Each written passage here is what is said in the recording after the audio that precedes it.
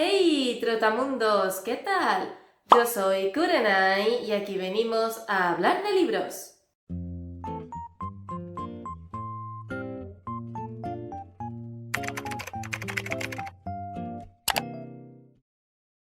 Hoy vamos a hablar por fin de las lecturas que realicé durante el mes de abril, que solamente fueron 5 libros, pero uno de ellos cuenta por 2 por la cantidad de páginas que tiene.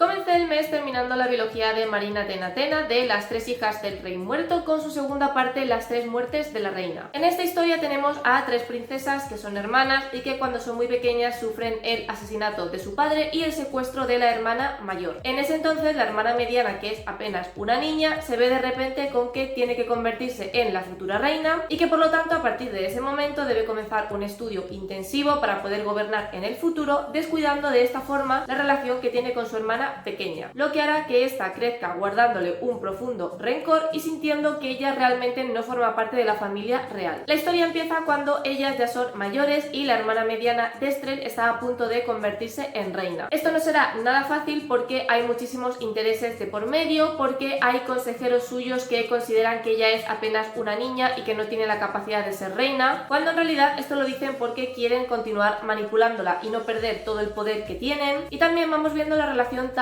árida que hay entre ella y la hermana pequeña, que es Cira, que como digo la odia profundamente porque no la atendió lo suficiente cuando ambas eran pequeñas y hará lo posible por ponerle una y otra vez zancadillas a su hermana. Ante esta situación un tanto tumultuosa, de repente aparecerá Astra, que es la hermana mayor que fue secuestrada cuando asesinaron al rey, lo que generará muchísimo caos y muchísima controversia porque ahora se supone que Astra lo que tiene que hacer es reclamar el trono, algo que a Destrel lógicamente no le hará ninguna gracia después de todos los años que ha tenido que sacrificar para convertirse ella en reina. Esta segunda parte me gustó bastante más que la primera porque aunque el primer libro es muy interesante, sigue siendo un libro introductorio que la autora utiliza para presentarnos a los 3 personajes, cuál es su situación actual y cuál es el pasado que las ha convertido en quienes son ahora. Es una biología en la que los capítulos se van alternando entre las perspectivas de las 3 hermanas, lo que hace que la historia sea mucho más compleja e interesante, porque vamos viendo los diferentes puntos de vista y cómo ciertas discusiones o ciertos momentos cruciales se ven desde el punto de vista de cada una de ellas. Esta segunda parte, sin embargo, indaga muchísimo más en todos los problemas que hay entre las 3 hermanas, en todos los problemas que acechan al reino y cómo la propia Destrel y el conflicto que tiene con su familia influyen en ellos, todas las tramas políticas y palaciegas que hay por detrás, cada uno intentando conseguir sus propios intereses, cada uno intentando manipular o poner a las hermanas de su lado para conseguir lo que quieren, por lo que evidentemente este segundo libro se centra muchísimo más en el conflicto, dado que ya conocemos a los personajes importantes en la primera parte. Aún así, algo que no me ha terminado de convencer en lo que viene siendo la biología es que yo esperaba una biología de fantasía, que de hecho lo es, pero la parte de fantasía está muy opacada por la parte política y los conflictos personales. Y sí que es cierto que yo esperaba que esta parte de fantasía se desarrollara un poco más en el segundo libro y adquiriera mayor protagonismo, y aunque la parte de los dioses sí que es fundamental porque uno de los personajes está directamente relacionado con ellos, y si quitas esa parte la biología no tiene sentido por sí misma, aún así me hubiera gustado que la parte de fantasía hubiera tenido un poco más de protagonismo y no simplemente para añadir más conflictos a la historia y luego lo que viene siendo para la resolución final. Pero al margen de eso, si queréis leeros una biología con un ligero toque de fantasía, pero donde predominen los personajes y las intrigas políticas, creo que es una biología que está bastante bien.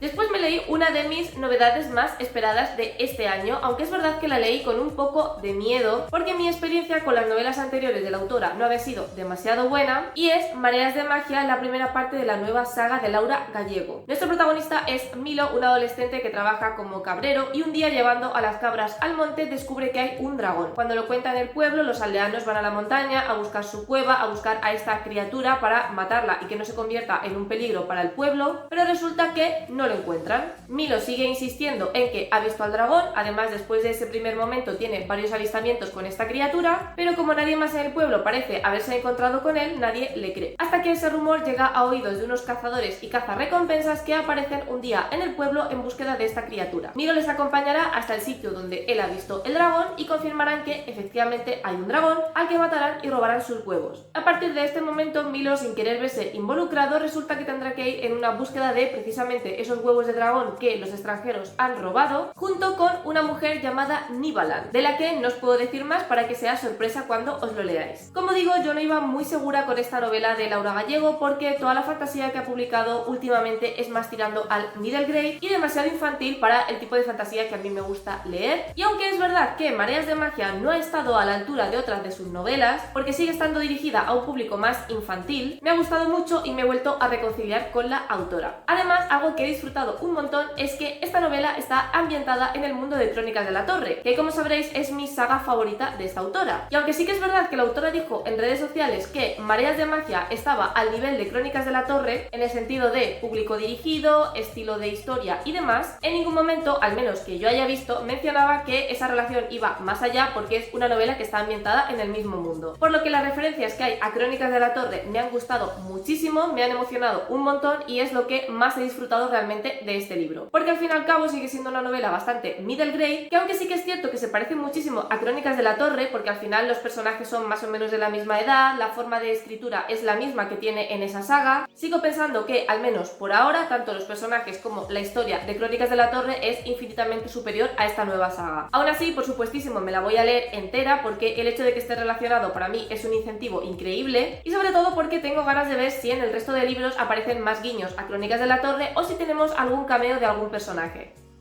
Después aproveché y me leí la novela gráfica que compré durante el día del libro, que si no habéis visto ese book haul os lo dejaré por aquí por la i, así que me leí Érase una vez dos princesas del autor Kai O'Neill, a quien yo conocí por sus novelas gráficas de La Sociedad de los Dragones del Té, que sabéis que me encanta. Sin embargo, con este cómic yo he flopeado bastante porque yo me esperaba una historia cookie y bonita al nivel de Los Dragoncetes del Té y me he encontrado con una historia que no me ha terminado de convencer. Esta historia comienza con la princesa Sadie, que está encerrada en una torre al más puro estilo Rapunzel, hasta que otra princesa llamada Amira escucha sus gritos y acude a rescatarla. Entre ellas surge una amistad muy fuerte y a partir de ese momento vamos viendo pues cómo las dos se hacen amigas y las aventuras que van viviendo juntas. Este cómic lo que hace es revertir el arquetipo de princesa en apuros que tiene que ser rescatada por un príncipe valiente, porque en este caso quien rescata a la princesa es otra princesa, que precisamente ella no quiere meterse en el molde de princesa tradicional y es una princesa que quiere vivir todo tipo de aventuras con la libertad que tendría si fuera un hombre.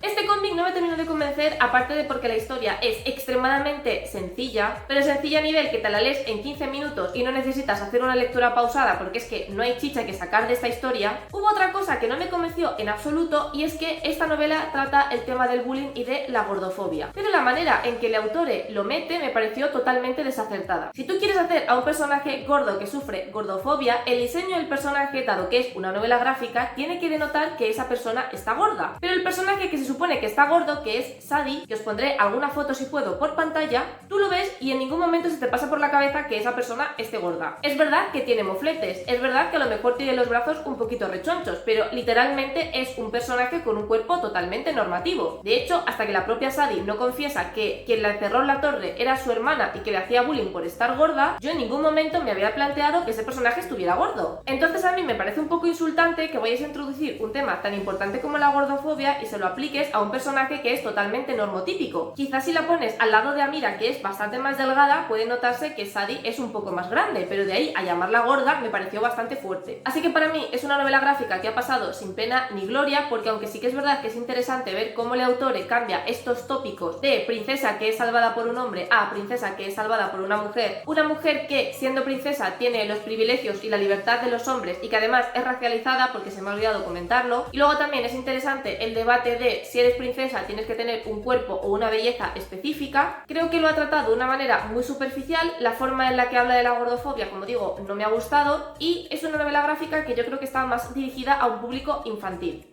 Después apareció en mi radar una novedad de thriller que yo no había visto por ninguna parte, pero me llamó la atención la sinopsis, me la leí y madre mía qué enganche tuve yo con ese libro. Se trata de La primera mentira gana de Ashley Elston. La historia comienza con Evie Porter, que aparentemente tiene una vida perfecta, porque tiene un novio que la ama, al que adora, con el que se va a mudar en breve juntos, que tiene un trabajo increíble, que tiene todo lo que podría desear. ¿Cuál es el problema? Que Evie Porter no se llama así y que su novio no es su novio. Bueno, es su novio según según él, pero ella en realidad le está engañando para poder descubrir ciertos secretos de esa persona. A través de diversos saltos temporales, la autora nos va contando quién es esta Evie Porter en primera persona, que es una mujer que se encarga de tomar diferentes identidades para poder acercarse a los clientes de su jefe y sonsacarles cierta información. Así que el libro va un poco de averiguar qué es lo que quiere Evie de Ryan, que es su nuevo novio, qué tipo de información es la que tiene que encontrar y sobre todo lo más interesante, que es cómo es su pasado y cómo ha llegado hasta ese punto. Y cómo otros casos en los que ha estado involucrada la persiguen hasta el presente y ponen en peligro la misión que tiene actualmente. Si os gustan las novelas de espías, mezcladas con un toque de thriller, además de thriller doméstico, porque todo lo que ocurre en el ambiente de la casa, con un montón de secretos oscuros, con miguitas de pan que la autora nos va desvelando en toda la novela, hasta que por fin llegamos a la parte final y hacemos como el cuadro completo. Que enganche y que no quieras parar de leer hasta descubrir qué es lo que está sucediendo, yo desde luego os recomiendo esta novela. También os digo, la novela tampoco es nada del otro mundo, ¿vale? No os esperéis aquí una obra de arte, pero sí que es cierto que la autora consigue mantener el misterio súper bien a lo largo de todas las páginas. Los saltos de tiempo no son confusos, pero son muy interesantes para darnos pequeñas pinceladas del pasado de la autora y que nosotros tengamos que rompernos un poco la cabeza para ver cómo encaja eso en todo el panorama general. Es un thriller que a mí me encantó, que me enganchó muchísimo y que además me pareció muy interesante porque yo nunca he leído un thriller de espías.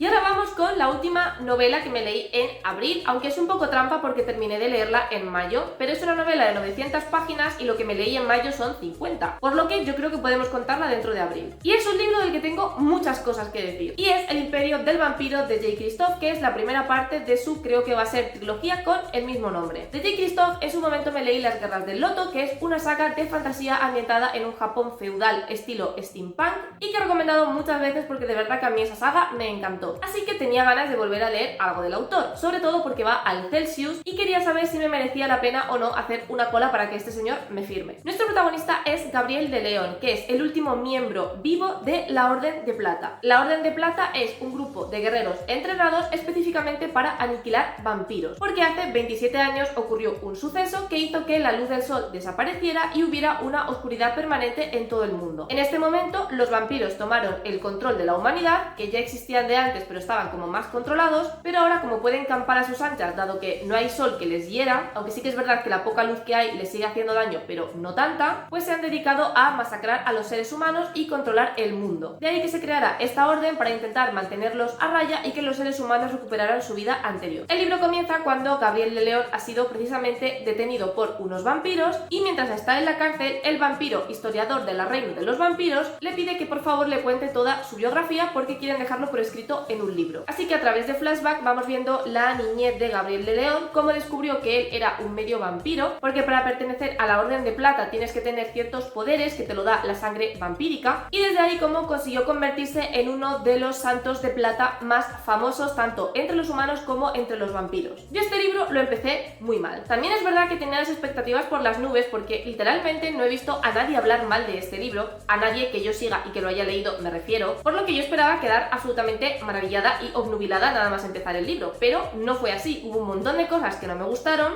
que se mantuvieron sin gustarme a lo largo de todo el libro, pero como veis por la nota es un libro que va increciendo. Para mí empezó súper mal y acabó convirtiéndose en uno de mis libros favoritos del año. Algo que no me gustó en absoluto, aunque luego te acostumbras, es la forma en la que está escrita el libro, porque Gabriel de León le va contando de viva voz al vampiro toda su vida y constantemente el autor te hace un recordatorio de que lo que estás leyendo lo está diciendo en directo el propio personaje. Muy estilo El nombre del viento. ¿Qué pasa? Que en El nombre del viento llega un punto en el que tú te olvidas de que es Quoth quien está contando la historia y te metes de lleno en ella. En este libro no pasa eso. Hay interrupciones constantes del vampiro haciéndole preguntas absurdas al protagonista para poder añadirlo a su biografía. Y con preguntas absurdas me refiero a cosas que el autor necesita aclarar para poder explicársela al lector, pero que el vampiro ya de por sí debería saber, con lo cual no tiene sentido que haga ese tipo de preguntas. Por ejemplo, Gabriel está hablando de las distintas familias que hay de vampiros y el vampiro le pide que por favor especifique qué familias son y cuáles son sus características. Algo que no tiene ningún sentido porque él como vampiro y como perteneciente precisamente a una de esas familias sabe de sobra. Entonces es información que Gabriel deliberadamente omite en su charla porque entiende que el vampiro lo conoce de sobra y que por lo tanto no tiene que explicarlo, pero tú como lector no lo conoces, por lo que el autor mete este tipo de preguntas a lo largo de todo el libro precisamente para que Gabriel se explaye y tú como lector entiendas a qué se está refiriendo. Este tipo de interrupciones me ponían de los nervios porque, aunque sí que tenía sentido a la hora de explicar el mundo, no tenía ningún sentido que fuera un vampiro quien lo estuviera preguntando. Como no puedes olvidar en ningún momento que es el protagonista quien está narrando de viva voz todo lo que están leyendo, a mí se me hacía absurdo que se acordara de tantísimos detalles. Por ejemplo, de las veces que tosió no sé qué personaje en no sé qué batalla. Que a ver, evidentemente este tipo de detalles tienen que estar ahí porque estás escribiendo un libro, pero si lo piensas de manera racional, no tiene sentido que una persona que te está contando de viva voz su experiencia se acuerde de ese tipo de detalles o sea capaz de dar tantos datos específicos. Si el autor no hubiera metido tantas intervenciones, te habrías olvidado fácilmente de que Gabriel lo está contando y por lo tanto no te resultaría tan extraño que se acordara de ciertas cosas. Es verdad que conforme vamos avanzando en el libro, esas intervenciones se van reduciendo bastante más y llega un punto en el que, digamos, puedes desconectar y olvidarte de que realmente es una especie de entrevista. Pero hasta que llega ese punto, yo de verdad que estaba sufriendo un montón con la narración, porque, aunque me gustaba mucho cómo estaba escrito, el formato me parecía totalmente absurdo y que no tenía ningún sentido. Además, es una lástima porque me gusta mucho cómo está escrito el libro y sobre todo cómo J. Kristoff describe las cosas, utilizando constantemente metáforas que están relacionadas con la sangre, con los vampiros, con la guerra, etc. Otra cosa que no me gustó y que también está un poco relacionada con la narración es la cantidad de insultos y la cantidad de vulgaridades que tiene este libro. Yo entiendo que tenga que haber este tipo de expresiones teniendo en cuenta que es alta fantasía, que es una fantasía así muy ruda, de luchas, de un montón de cosas sangrientas y desagradables, pero lo que no soportaba era que tanto el protagonista como el resto de personajes estuvieran constantemente utilizando insultos y que todos los insultos fueran misóginos. Vale, te acepto que los personajes sean unos mal hablados, porque pega muchísimo tanto con la personalidad de los personajes como con la historia, pero ¿es necesario que todos los insultos hagan referencia a tu madre, tu novia,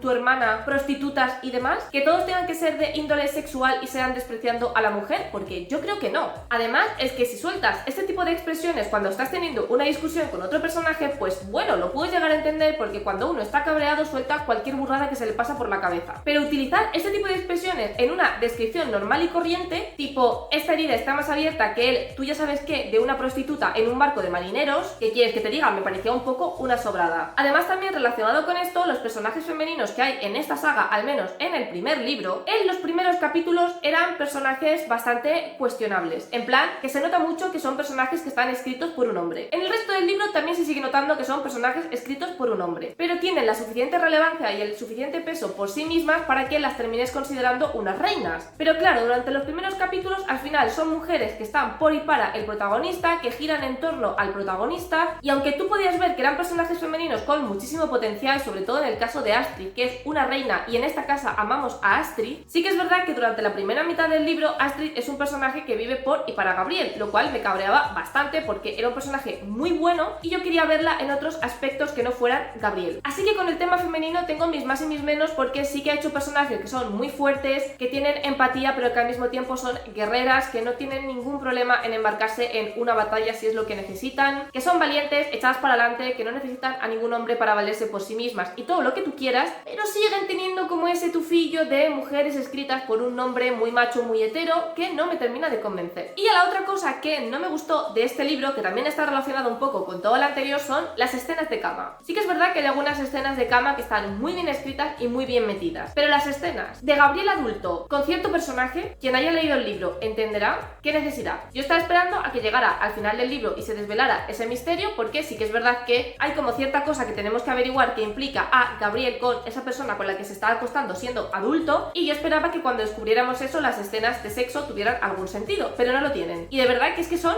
innecesarias. Y aunque el libro es increíble, los personajes son increíbles, la trama es increíble, y a pesar de sus más de 900 páginas te lo lees como si nada, todos estos puntos negativos que he comentado no se solucionan a lo largo del libro. Es verdad que se suavizan, pero no terminan de erradicarse, y de ahí mi nota. La trama es una trama de vampiros normal y corriente que hemos visto 800 veces, pero sí que es verdad que es bastante dura, que hay escenas muy sangrientas, muy explícitas. Me gusta mucho cómo el autor entremezcla la religión con el tema vampírico, porque aquí tenemos a esta orden de santos de plata que llevan la religión por bandera, que la religión es lo que les mantiene firmes, y me gusta mucho que esta religión no sea simplemente una creencia sectaria y punto, sino que realmente la religión tenga un papel importante en el libro, porque en este caso la religión les da poderes. Aunque los santos de plata de por sí ya tienen poderes por esta mezcla entre humano y vampiro, la religión les ayuda a potenciarlos, con lo cual ser creyentes es algo muy importante para los santos de plata, más allá de todas las creencias creencias religiosas, porque es algo que verdaderamente les ayuda a la hora de combatir a los vampiros. Y también me gustan mucho todos los debates que plantea el autor acerca de la religión, que son perfectamente extrapolables a la sociedad actual, porque además la religión que se plasma en este libro es claramente la religión católica, a la que por razones evidentes pues le ha cambiado el nombre a los personajes, ha cambiado algunos eventos para que pues bueno, sea una religión más o menos original, pero vamos, es que tú estás leyendo el libro y es religión católica. Y como digo, el autor plantea ciertos debates que son muy interesantes, como se supone que Dios, aunque en este caso se llama el Redentor, quiere a todo el mundo sin importar qué, pero por ejemplo no admitimos que haya parejas del mismo sexo, obligamos a todo el mundo a mantener un celibato cuando no tiene sentido ninguno, decimos que perdonamos por los pecados, pero parece que hay pecados que no se perdonan y que son más que suficientes para expulsarte de la religión.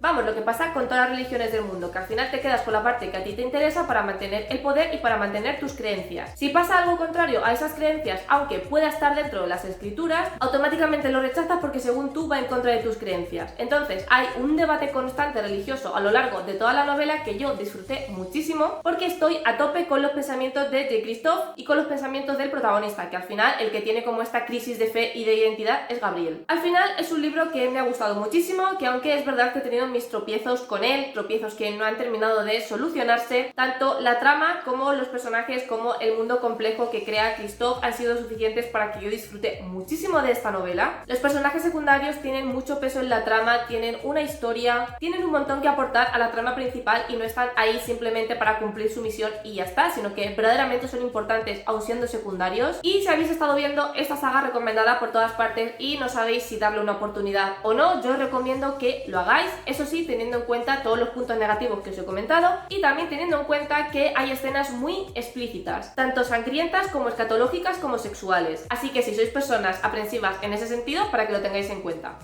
Y hasta aquí mis lecturas del mes de abril. La verdad es que no ha sido un mal mes y exceptuando la novela gráfica de Las dos princesas, el resto de lecturas la verdad es que me han gustado mucho y espero que el mes de mayo vaya igual de bien. Recordad que podéis seguirme en mis redes sociales, Twitter, Instagram, en el blog, donde veréis de una manera mucho más detallada todo lo que leo. Si os ha gustado este vídeo, que os gusta el contenido de mi canal, no os olvidéis de suscribiros. Os recuerdo que vídeo todos los domingos a las 6 de la tarde hora española. Muchísimas gracias por estar un día más conmigo y nos vemos en el próximo vídeo.